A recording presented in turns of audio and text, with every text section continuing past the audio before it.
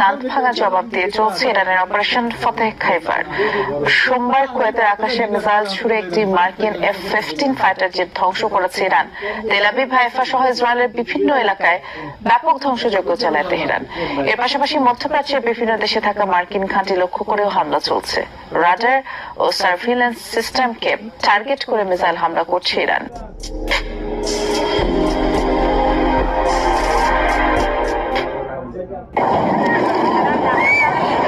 কুয়েতের আকাশসীমা পার করছিল মার্কিন F-15 ফাইটার জেটটি। হঠাৎ একটি ইরানি মিসাইল আঘাত হানে যুদ্ধ বিমানটিতে। ইরানের রাষ্ট্রীয় গণমাধ্যম সহ আন্তর্জাতিক বিভিন্ন সংবাদ মাধ্যম প্রচার করে ভিডিও। বিস্ফোরণের পর এক পর্যায়ে নিয়ন্ত্রণ হারিয়ে মাটিতে আছড়ে পড়ে যুদ্ধ বিমানটি। এর আগে প্যারাসুট নিয়ে ফাইটার জেট থেকে বেরিয়ে যেতে সক্ষম হন এর পাইলট। যুক্তরাষ্ট্র ইসরায়েলের হামলার পাল্টা জবাব দিতে চলছে ইরানের অপারেশন ফতেহ খাইবার। তেল আবিব সহ ইসরায়েলের কৌশলগত বিভিন্ন এলাকায়